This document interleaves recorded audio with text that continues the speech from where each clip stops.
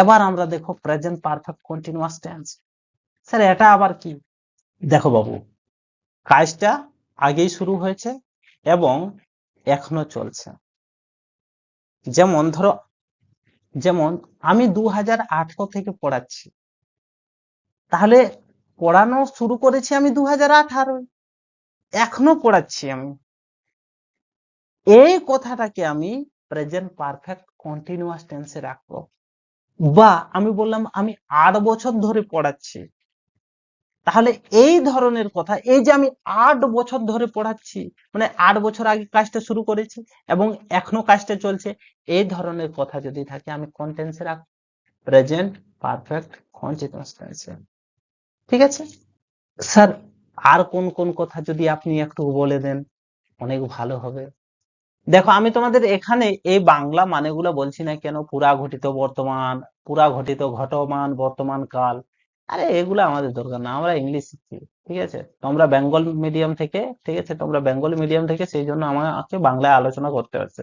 হ্যাঁ, আর ওটাই তোমাদের কাছে বেশি হেল্পফুল হবে। তোমরা মনে মনে ভাববে স্যার আপনি তো বাংলায় বলছেন সব, ইংলিশে বললে মজা হবে। আরে কিছু হবে না, মজা হবে না, ওটা তোমাদের লাগবে যে মজা হবে, মজা হবে না। ঠিক আছে, এইদিকে ধ্যান দাও, বাংলায় আলোচনা করছি, আমার বাংলা মিডিয়ামের স্টুডেন্ট আছে, তাদের সবার জন্য এই ক্লাসটা। প্রেজেন্ট পারফেক্ট টেন্স কখন ব্যবহার করি আমরা? অতীতে শুরু হয়ে, অতীতে শুরু হয়ে এখনো চলছে। যেমন 2018 আমি পড়ানো শুরু করেছিলাম, তো 2018 অতীত হয়ে গেছে, কিন্তু এখনো পড়াচ্ছি আমি বাবু। অথবা সদ্য থেমেছে কিন্তু তার ফল দেখা যাচ্ছে। অথবা কেমন, কাজটা তো হয়ে গেছে, ডান ডান ডান, আগেই শুরু হয়ে ডান হয়ে গেছে, কিন্তু তার ইফেক্টটা, প্রভাবটা এখনো দেখা যাচ্ছে, তার ফলটা আমরা দেখতে পাচ্ছি এখনো। এই ধরনের কথা যদি বোঝায় তাহলে কি হবে? প্রেজেন্ট পারফেক্ট কন্টিনিউয়াস টেন্স হবে। সেন্টেন্স স্ট্রাকচারটা আগে বলুন স্যার। তাহলে সাবজেক্ট প্লাস, এখানে দেখো লেখা আছে সাবজেক্ট হ্যাভ অথবা হ্যাজ, তোমাদের বললাম হ্যাভ কখন বসে, হ্যাজ কখন বসে।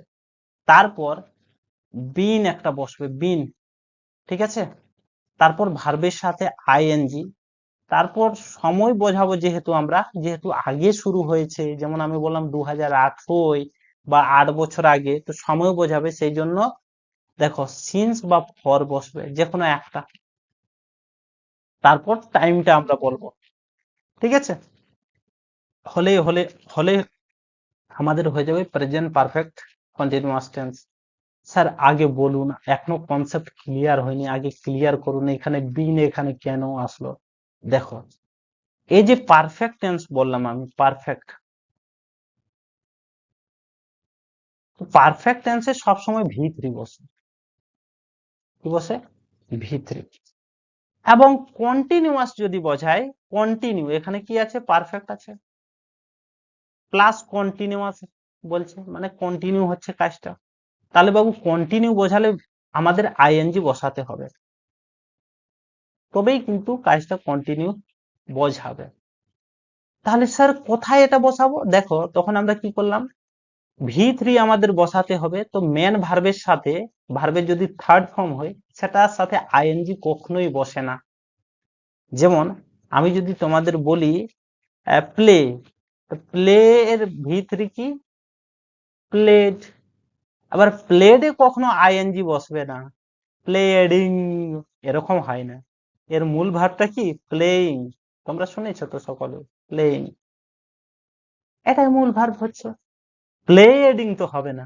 তাহলে এই যে আইএনজি আছে প্লেইং এ, এই যে তোমরা দেখতে পাচ্ছ আইএনজি আছে, এটাও আমাকে কন্টিনিউ যেহেতু বোঝাচ্ছে, আমাকে আইএনজি কিন্তু রাখতে হবে। কি করে রাখবো?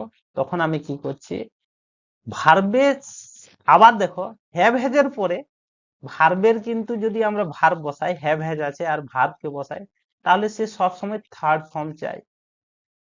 মহা ঝামেলায় তো, ভার্বের থার্ড ফর্মও দিতে হবে আবার আইএনজিও দিতে হবে। তখন আমরা কি করলাম, একটা বিন বসালাম। এই যে আমি বিন বসালাম, এটাই ভার্ব, মেন ভার্বে যদি আমি আইএনজি বসাই, তাহলে এটা বিনটা থার্ড, ভার্বের থার্ড ফর্মের কাজ করে যাবে। বুঝতে পারছো? এটাই ভার্বের থার্ড ফর্মের কাজ করে যাবে। বুঝেছো? কনসেপ্ট ক্লিয়ার হয় কিনা? যদি না হয় তাহলে দেখো আর একবার বোঝাচ্ছি। এই যে আমি বিন বসালাম, কি বললাম তোমাদের? এই যে আমি সাবজেক্ট প্লাস হ্যাভ হ্যাজ কিছু দিলাম, হ্যাভ হ্যাজ প্লাস কি করলাম আমি বিন বসালাম। তো এই যে বিন বসালাম, এটাই ভার্বের থার্ড ফর্মটা ধরে নেওয়া হয়ে গেল। ঠিক আছে, মানে এই যে বিন বসালাম এর পরে আর ভার্বের যে থার্ড ফর্ম আমাকে লিখতে হবে এটা জরুরি না, যদি কন্টিনিউ থাকে। ঠিক আছে, কন্টিনিউ যদি থাকে অর্থাৎ কন্টিনিউয়াস টেন্সের যদি কথা বলা হয় তাহলে আমি ভার্বের সাথে কি বসাবো? আবার আইএনজি। বিনটা দিলাম তাহলে ভার্বের সাথে যদি বিনটা না দিই তাহলে ভার্বের সাথে দেখো থার্ড ফর্ম হ্যাজের পর আমাকে থার্ড ফর্ম লিখতে হবে। বিনটা দিয়ে দিলাম আর থার্ড ফর্ম লিখতে হবে না। কি করতে পারি স্যার যদি লিখি?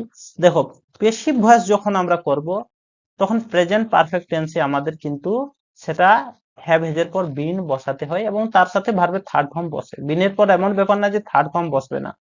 কথাটা হচ্ছে যে এখানে বিনটা দিলাম তো আমি কন্টিনিউয়াস ফর্মটা বসাতে পারি, মানে ভার্বের সাথে আইএনজি আমি বসাতে পারি, ভার্বের সাথে আইএনজি আমি বসাতে পারি। ওকে, আই হোপ তোমাদের কনসেপ্ট ক্লিয়ার হয়েছে। এবার দেখো এখানে উদাহরণগুলি দেখো, ফলে তোমাদের ধারণাটা আরো ভালো করে ক্লিয়ার হবে। দেখো আমি 2 ঘন্টা ধরে পড়ছি, দেখো 2 ঘন্টা আগে কাজটা আমি শুরু করেছি কিন্তু এখনো পড়ছি আমি, তাহলে আমি 2 ঘন্টা ধরে পড়ছি। এই বাক্যটাকে আমরা ইংলিশে কেমন লিখবো? I have been studying for 2 hours. Sir এখানে ফর কেন হলো? এখানে তো সিন্সও হতে পারতো, ফর কেন হলো? দেখো বাবা তোমাদের বলছি, যদি স্পষ্ট কোনো ডেট, টাইম, পিরিয়ড বা তারিখ উল্লেখ থাকে বা সাল, ওকে, ইয়ার্স উল্লেখ থাকে তখন আমরা সিন্স বসাই। স্যার কখন? যেমন আমি 2018 থেকে পড়াচ্ছি, তাহলে আমি ওটা কি করতাম? I have been teaching since, ঠিক আছে, সিন্স 2018।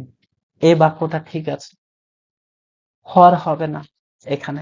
স্যার তাহলে ফর কখন হবে? এই বাক্যটায় সিন্স হলো, ফর কখন হবে? ওই যে আমি যদি বলতাম তোমাদেরকে বাবু এখানে আমি 8 বছর থেকে পড়াচ্ছি, তখন হবে ফর 8 ইয়ার, 8 ইয়ার্স।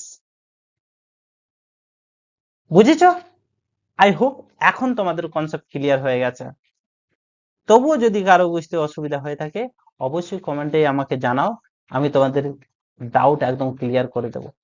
ঠিক আছে, আর যদি কেউ ইংলিশ গ্রামারে দুর্বল আছো, রাইটিং এ দুর্বল আছো, বা ইংলিশ বিষয়ে দুর্বল থাকো এবং ইচ্ছা করে যে আমি প্রপারলি ইংলিশটাকে ভালো করে শিখতে চাই একদম বেসিক থেকে অ্যাডভান্স লেভেলের, ঠিক আছে, একটা ভালো গাইডেন্সের দরকার আছে, একটা ভালো টিচারের দরকার আছে যে সহজ সরল ভাবে আমাকে ইংলিশটা শেখাবে।